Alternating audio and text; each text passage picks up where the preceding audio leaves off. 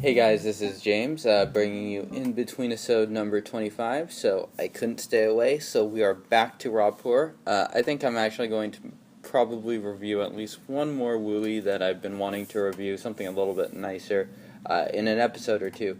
But for now, we are drinking some raw pour. And so today's tea is the Jingmai Special Pour from Bannacha. William of Bannacha, who is one of the owners of Bannacha and the leaders there, was kind enough to send me these samples all the way back in September. And this is one of those situations where it's sort of like, it's not you, it's me. I just waited a really long time to taste his teas. It wasn't because they were bad or anything like that, which happens to a lot of the samples around here. There's just no reason to review them or to highlight them. But in William's case, I actually quite like his tea. It just so happened that it took me about half a year to get around to drinking them. And so he sent me 3 teas, and he is, if we're talking about like specialists of specialists, he has connections to Jingmai. His girlfriend, I believe, they might be engaged, I'm not really sure, is a tea farmer in Jingmai, and I think William also has aspirations to kind of enter more of an agricultural position over there. So he is very, very closely connected with that area over there, and as a result, a lot of the raw pu'er that he sells are kind of like sub-regions of there. So he sells Manghong, Mangjing, and a couple different ones from Dapingjiang, which includes this. And so this was my favorite of the bunch, and it turns out this is kind of processed sort of as, I'm going to brew while I talk a little bit.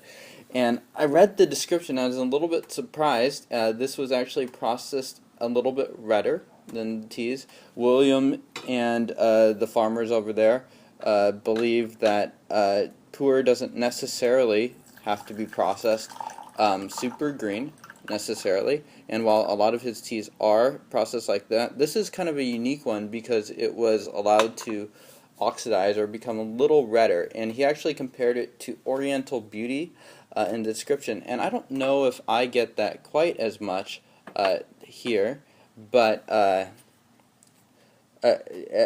don't detect that much oxidation. But when I compared this to a couple other young raw pu'ers, I did notice that it had an interesting aroma and sweetness when compared to those teas. So I actually, my girlfriend is back, as you can tell from the camera movement. The camera's not just moving itself, so I had her take a sniff and drink the first couple infusions with me, and she said that it was very floral, and she compared it to potpourri flowers.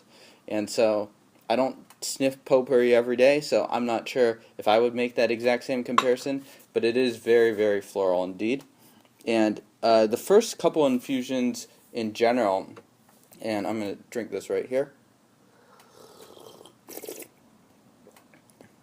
are very, very sweet and inviting. There's really no bitterness in the taste at all. There is some astringency, and I found the astringency does slowly build over the course of the session.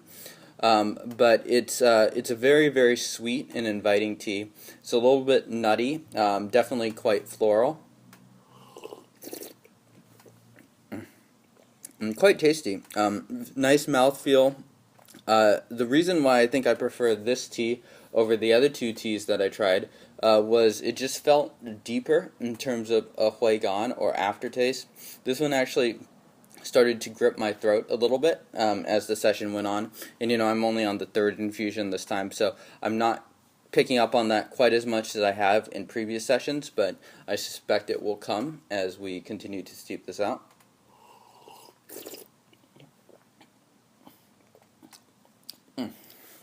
And the Hongcha, the redness in the tea, I think, and it took me a while, frankly, to just pick up on this. You can kind of tell a little bit in the aroma.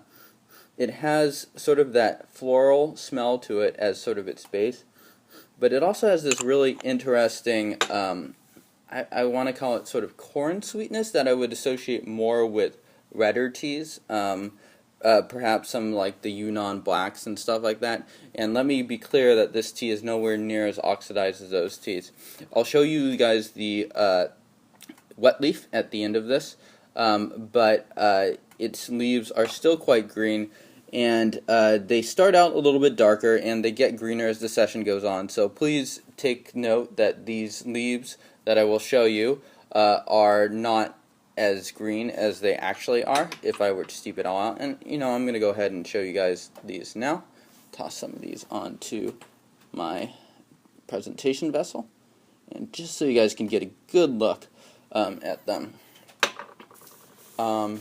And yeah, and I think William's site is a perfect site to do some of these side-by-side comparisons. I think the price is very, very good on a lot of his young raw pu'er. So if young raw pu'er, especially stuff that you like to be sort of sweet and nutty and floral, or kind of fitting that Jingmai profile, I would definitely say it's well worth checking out.